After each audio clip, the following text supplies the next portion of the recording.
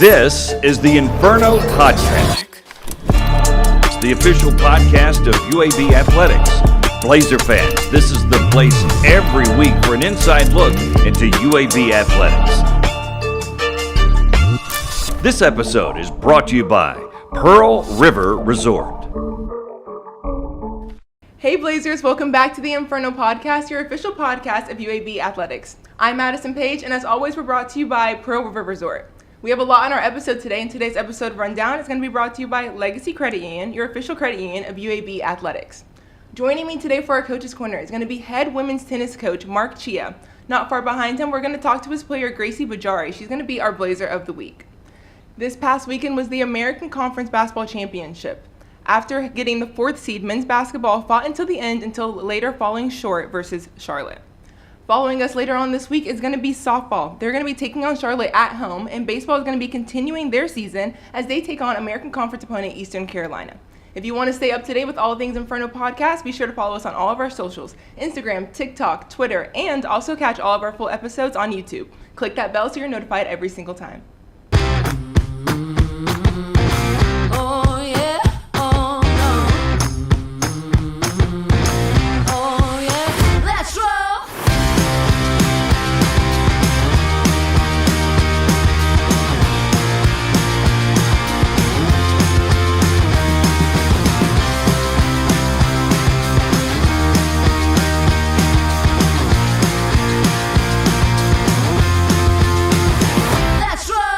Welcome back to the Inferno Podcast. I'm Madison Page, and today we're joined by head women's tennis coach, Coach Mark. Coach Mark, how are we doing today? I'm doing great. Thank you for having me. Yes, of course. So before we even get into what's going on this season, I want to start with you as a coach and going all the way back to when you started playing tennis. Okay. What made you even get into the sport to begin with? I started because my parents played, and they used to I'd have to go along so they wouldn't have to have a babysitter. Yeah. And then, of course, I want to play, so I got in hitting balls. And my brother, I had an older brother as well, and so that's how we started. We started together. What age did you start at? Probably 7 or 8. Okay, so you started young. Oh, yeah. Nice. Mm-hmm. What was your favorite part about kind of growing up with a tennis background? I just like competing. Yeah. Yeah, and I like to play a lot of sports, and that was just one way. I'm kind of staying with my family and doing that Friday night thing as a family, so it was fun. Did you play any other sports growing up? I played soccer. Okay. Yeah, organized, and then I did everything, on the street with the kids, playing flag football or whatever, so I did all that stuff too. What was the toughest part of having parents that played tennis and you getting into the sport? Well, they didn't play tennis that well, but they thought they knew a lot about it, so that was probably the toughest part, is them trying to coach me. Mm-hmm. That was, I had a few fights there, family fights there. How old were you when you realized that it was okay, wait, I'm kind of passing my parents with this whole tennis thing? Honestly, I didn't really escape until I went to college. Really? And then the day they dropped me off school, they washed their hands of it, and they weren't involved in my tennis anymore, and that's kind of when I started playing really well. Yeah. So I want to talk a little bit about your college experience, because you went to TCU and played tennis there, and you had a successful career there. What was the best part about being at TCU and starting your collegiate career? Well, it was the friends there. Mm-hmm. I still keep in touch with almost everybody that I played with. The team had success. I had moderate success, but my pride was in how well the team did. Yeah. We were a Final Four team my freshman year, and we were 1 or 2 in the nation my senior year for a good portion of the year. So just being around those high achievers and the Hall of Fame coach, they really shaped the way I look at things. Mm-hmm. But yeah, it was the people there, my teammates. What did you learn from being there? What's the biggest thing that you would take from your experience of being there? Well, I had a Hall of Fame coach in Tut Bartson, and the biggest thing I took for him wasn't even really tennis related. It was more about just discipline and class and how to prepare. And then the teammates that I had too, they were really high achievers. A lot of them went on to do very well in the Pro Tour, and just to see their work ethic and it all kinds of just rubs off. When you're around successful people and high achieving people, then that you get their habits. I feel like a coach can either really make or break your career. Having that coach and having that background, would you say that kind of pushed you into this is something that I want to do and I want to get into coaching? Well, what's interesting is I actually didn't get into college coaching until really late. Really? So yeah, I went straight from college. I coached a little on the WTA tour, mm-hmm. and then I went into club coaching, which is actually pays more than college in pro coaching. So I was really kind of initially just trying to get the money. Yeah. You know, because as a young grad, you can make pretty good hourly wage. I had opportunities to coach in college, and I didn't think that it paid well enough. Yeah. So I didn't get involved until really almost 40 years old, you know, and that's pretty late to get in the college game. And I did it just because I missed it. I missed competing. I missed, you know, everything about the university and, you know, rooting on football teams and basketball teams. Yeah, I want to go back to talking about a little bit of before you started coaching in college, because you got to pat yourself on the back a little bit with some of the things that you did, because you coach with Sean Stafford. I did. How yeah. was that? It was amazing. I was almost too young to realize exactly what position I was in. Right. Because I was probably like 24 years old, and I was going to Wimbledon with her and Italian Open. You know, we were on the court with, you know, Martina and a lot of Martina Navratilova, a lot of these legends, and that was really my first coaching gig. So she was a high school friend of mine. That's kind of how I got in. And I probably didn't know enough. And I also didn't appreciate what I was doing at that time because I was just too young. Yeah.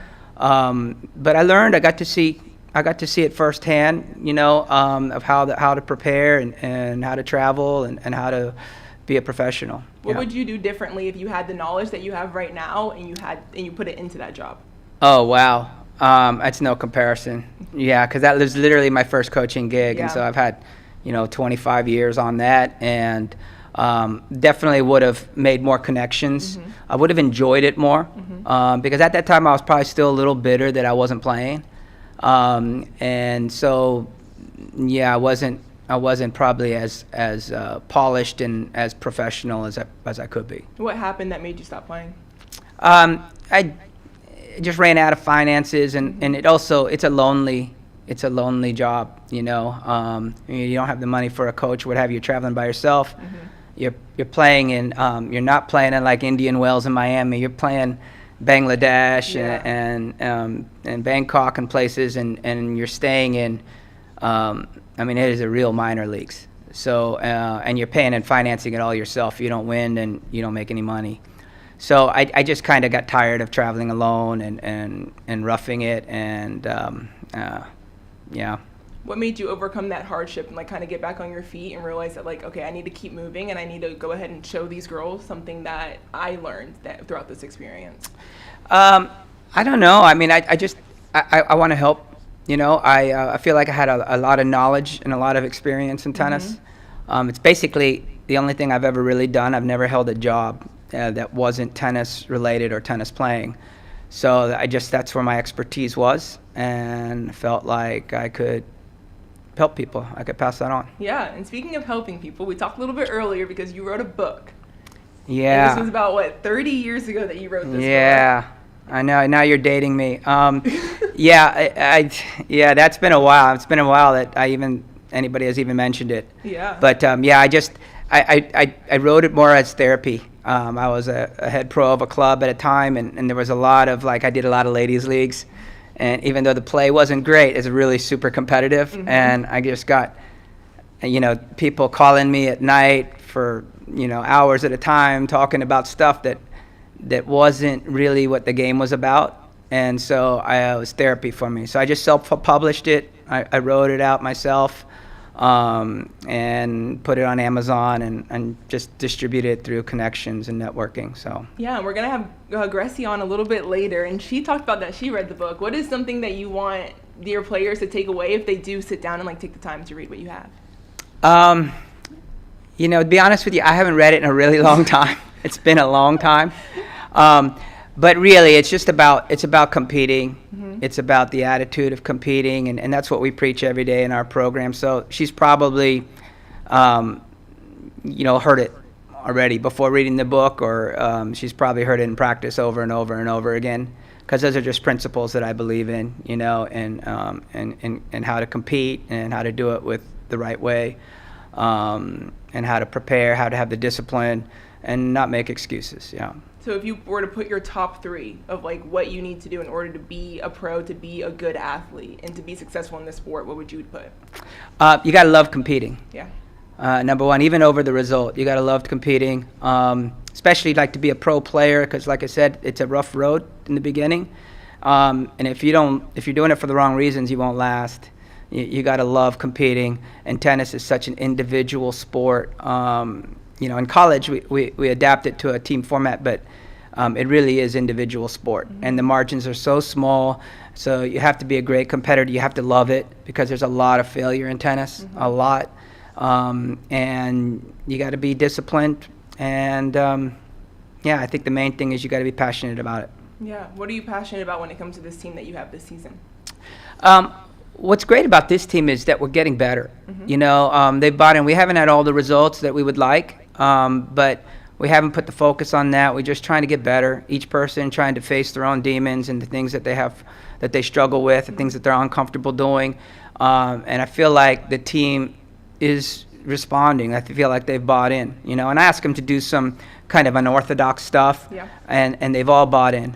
So I'm hopeful that we keep at it, that at the end of the season we'll have a body of work that we'll be proud of. In your philosophy, when you look at this team and you're like, this is what I want to preach on to them, what is the saying that you would say about this group that you want them to continue to take with them throughout this season? Yeah, I mean, well, right now it's just about that energy, that positive, competitive energy. The girls are tough on themselves, and not always in a good way. Where, like I said, there's a lot of failure. You lose a lot of points, you lose a lot of matches, and we just can't let that affect the energy of their match, but also the energy of the dual match as a whole, because that energy travels, from court to court. So that's been our main focus. And then from the very beginning, it's always just been about growth. Let's not get distracted by the results. And let's just stay true to results. Stay true to the process. It's pretty kind of coach cliche talk, but we've really tried to stay consistent with it. What are some big growing moments that you've seen throughout individual players on this team? Do you have any examples of some growth that you've seen from the girls? Yeah, there's a lot of them actually. There's some girls that have started out that not that confident, and their body language was kind of small, and I've started to see energy grow, and I've seen them walk a little taller and speak up a little bit more in team meetings and what have you, and that's been great. All the girls, that's the best part about this job, is when you see somebody kind of buy in and they go through struggle and they end up prevailing in the end. And that's my hope for everybody on the team. I love that. What about when they look back and they're talking about, like, this is what Coach Mark taught me? What do you want them to say? Yeah. Oh, boy, that's a great question. I'd love for them to say that I helped them off the court, too. That it wasn't just about tennis. It wasn't just about becoming a better tennis player, but I'd like to hope that they learned something that helped them in their career, in their life, or in their relationships. Yeah. So I want to talk a little bit about this season, because you guys are in the mix of it. You're in the heart of your season. What are you excited about for this season? Like, how you're finishing right now? Well, we're in the backstretch of it, I guess. We've just entered the backstretch. We're 4-8 so far, which isn't a great record numbers wise, but it's also we've played a tough schedule too. 3 of those have been SEC teams. Played some ranked teams in there too, some of the mid majors. We haven't won the close ones yet, but like I said, we're growing, and we're hopeful that we can go on a run here. We got a tough one on Wednesday and Sunday as well. So they're all tough. They're all like 50-50 matches left. But that will really test us, and if we've done the work, then we should get our share of them. Yeah, what does that growth look like? We'll know at the end, but like I said, I feel like we've been making small steps. Everybody has been making, some people have gone bigger steps than others, but we're going forward. I don't think anyone stepped backward, and I don't know what it's going to look like in the end. I honestly don't, but we just try to handle the first one match at a time, and we got a tough one on Wednesday. It's a very competitive Jacksonville State team that will they will scream after every point they win, and they're gonna shake their fist at you when they win points, and how we handle that, I'll know whether or not we're gonna head the right direction or not. Yeah, how do you prepare for that in practice? Are you like having girls kind of like screaming after? It's not easy because they don't like to do that. Yeah. They take it personal, I think.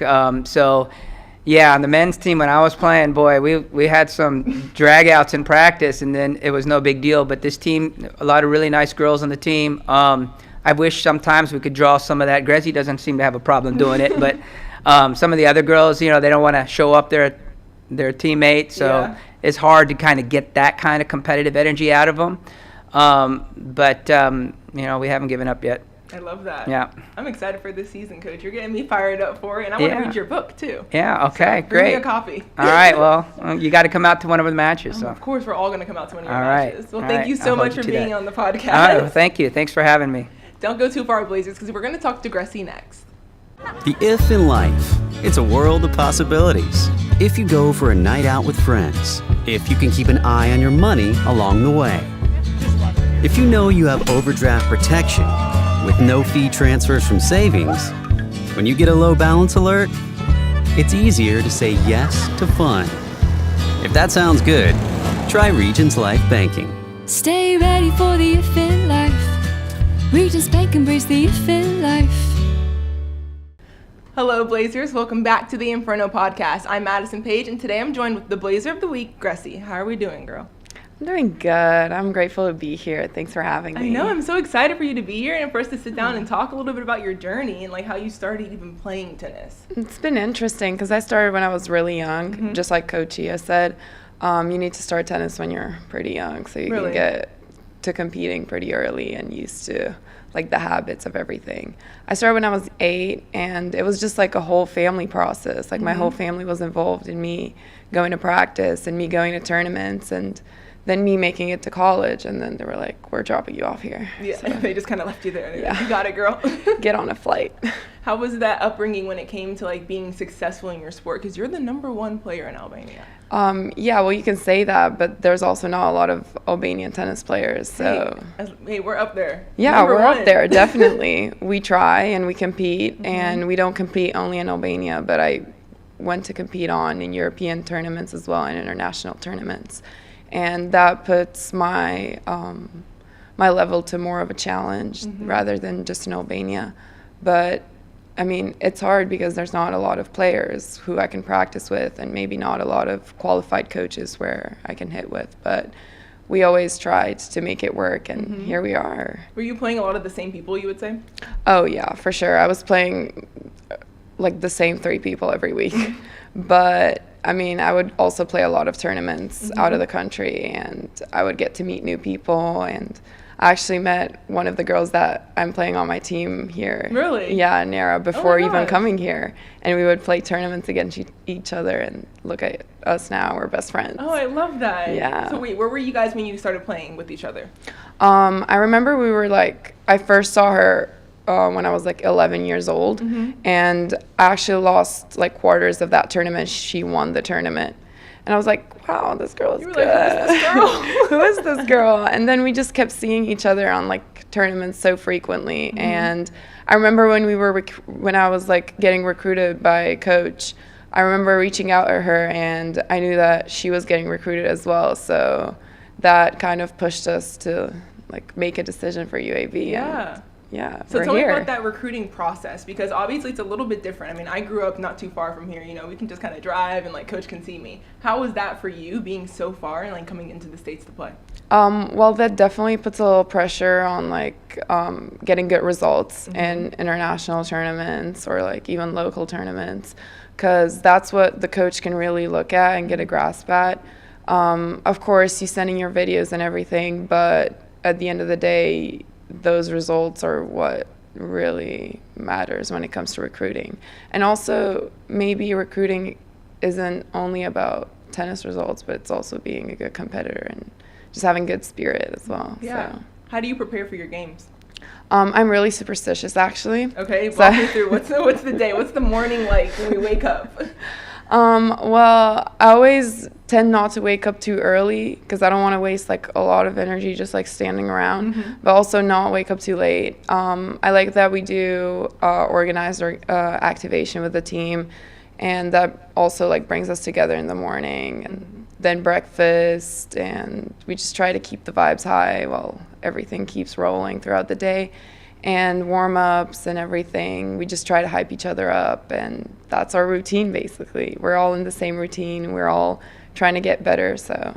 What kind of music are you guys playing? Because I can only imagine how like amazing that locker room is, and like so many different cultures in one area. What is the vibes kind of feeling like when like the pregame playlist comes on? Well, we do have a lot of Spanish speakers on the team, so there's a lot of Spanish and Latin music, which I'm not complaining. It's a Like, I love vibe. it. Yeah, I love it. And then we just play like classics that everyone knows. Yeah. So like old 2010 classics, and we just sing along to it. Nice. So Yeah. I want to go back. I want to take like a little trip to you in Albania, because I've never been there before, but I really want to know more about it and what it was like living there, and like the biggest difference you would say about living there and even being somewhere like Birmingham. Well, it's definitely like a smaller country and less people and everything, but it's a big culture shock, especially Really? for me. It was way different.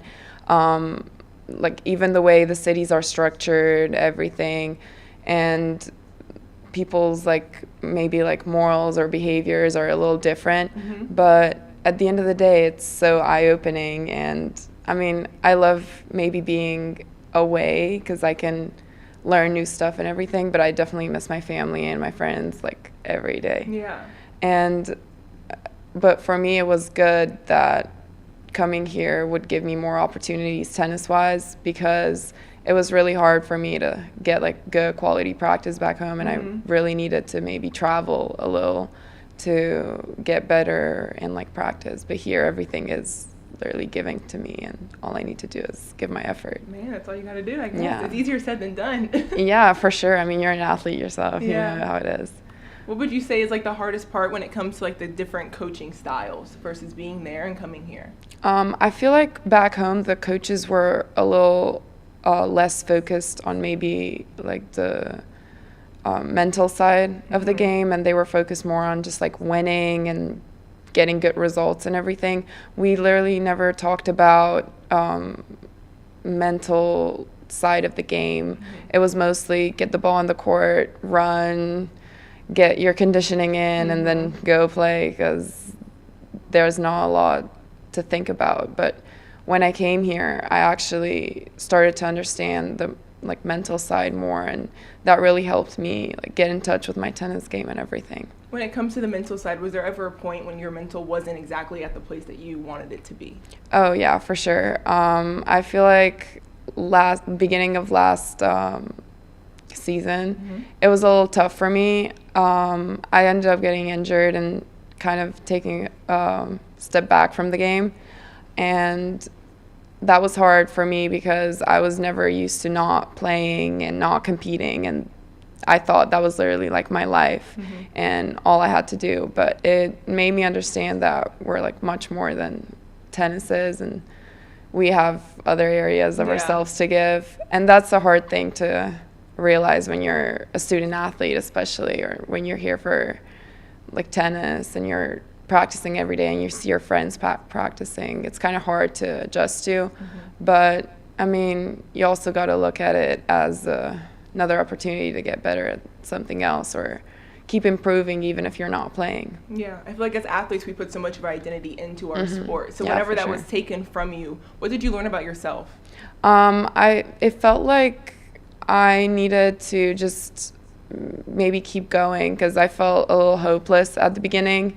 And I know my coaches kind of realized that because I never thought of my life without tennis.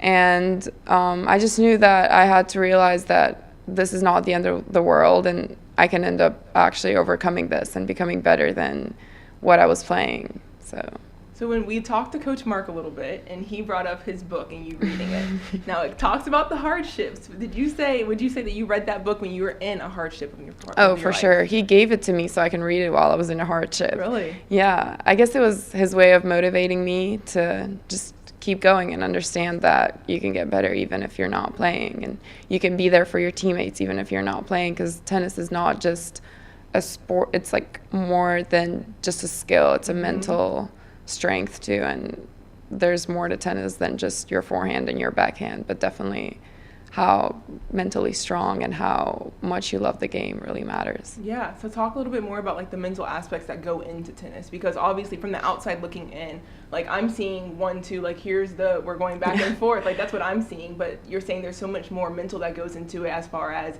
your skill and how you're competing and your strategies. Talk to me a little bit more about what that mental is like. For sure. I mean, everyone can look at a tennis player and be like, oh, that's a nice skirt, that's a pretty forehand, everything, but there's definitely because everyone can hit a forehand and a backhand at our level. It's the way that you keep competing and the way that you make it look like you want to be there, even if you don't want to be there on a bad day.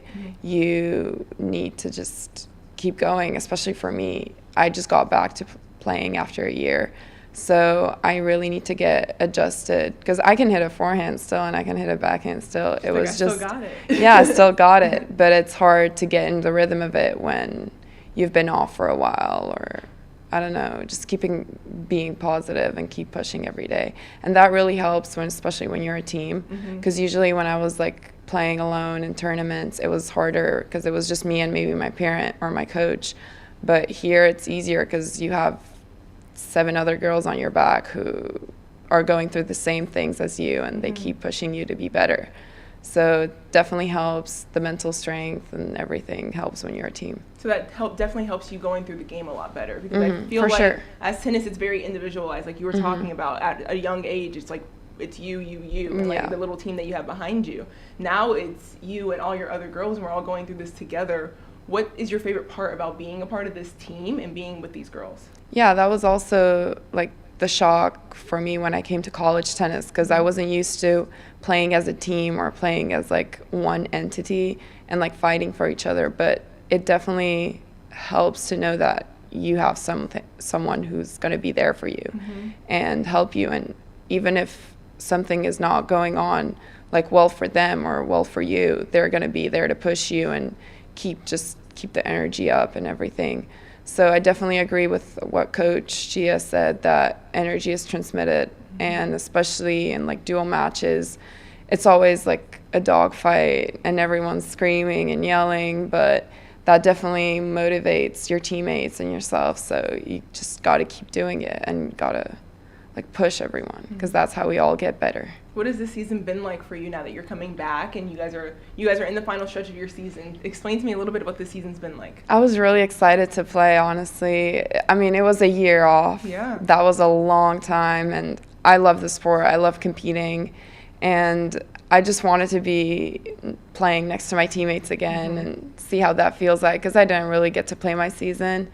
But I don't know. I love that I get the opportunity to do this, and I get the opportunity to be on court and maybe do those unorthodox exercises that coach makes us do.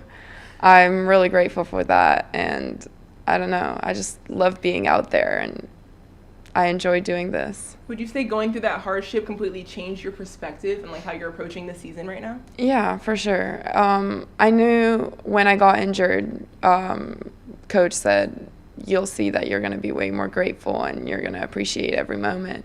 And I feel like I'm currently going through that, and it's not like I want to be on court and I want to be competing, and I'm looking forward to my next match, and I'm understanding how the team works and trying to get the girls on the same page and me on the same page as them, so we can all help each other and push each other, because I feel like that's how we get better.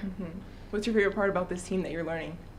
I love that we're all a little different and we all have our little quirks. Yeah. But we all try to help each other, and we know that we're going to be there for each other, and we're going to try every time, and we're going to show up there. And even if someone is not feeling that good that day, we're going to try to get them up and get them going, and we just want to get better. With having so many different cultures in one area, tell me like a real funny moment that you like had with this team. I feel like there's a constant language barrier happening whenever we're like talking to each other, and it's just funny when someone maybe like says the wrong word or has like can't get the right word and they just say it in their own language or something. But we also have a lot of Spanish speakers on our team. I'm not one of them, but we hear a lot of Spanish all the time, so might as well everyone learn, right? Are you speaking a little bit now, or like trying to pick up on like the words that they're saying? Hola, amigo. She's fluent. Yeah, vamos, vamos. So I got you. I can cheer you on from right Yeah, here. yeah. I can cheer in Spanish, just get the team going, get the spirit going, yeah.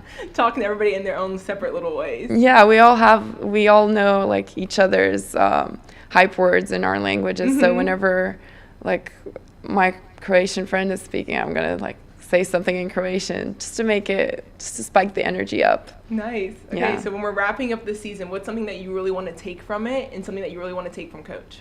I want to take me being back, because again, it's been a while, and I love that we're currently working a lot on like energy and toughness and body language and everything like that.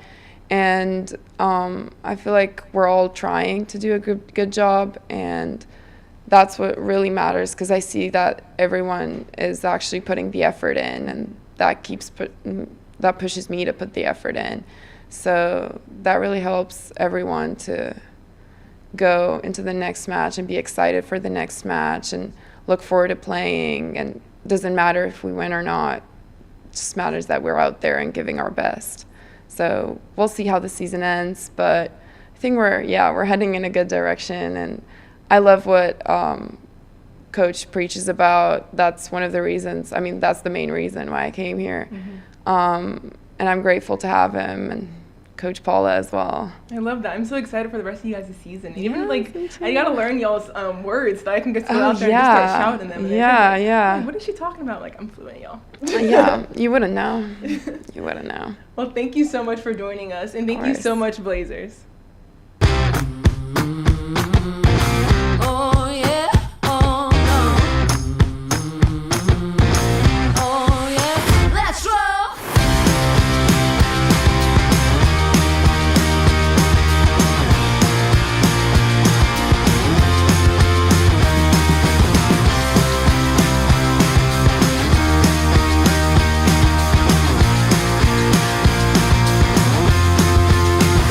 Let's roll. This weekend, beach volleyball is going to be hosting Austin Peay, South Carolina, and North Alabama. Huge shout out to head coach Delaney Rose, as she earns herself 48 wins, the most in UAB beach volleyball history. Also this weekend, UAB women's track is going to be at Georgia Tech for the Georgia Tech Yellow Jacket Invite. On the 20th, men's tennis takes on Kennesaw State at Kennesaw State, and baseball has Eastern Carolina, another conference opponent. The 20th through the 22nd, softball hosts Charlotte at home. And finally, women's tennis closes us out at Mercer. That's all I have for you this week on the Inferno Podcast. Thank you so much for joining us, and join us next week as we have a new Coach's Corner and Blazer of the Week. Go Blazers!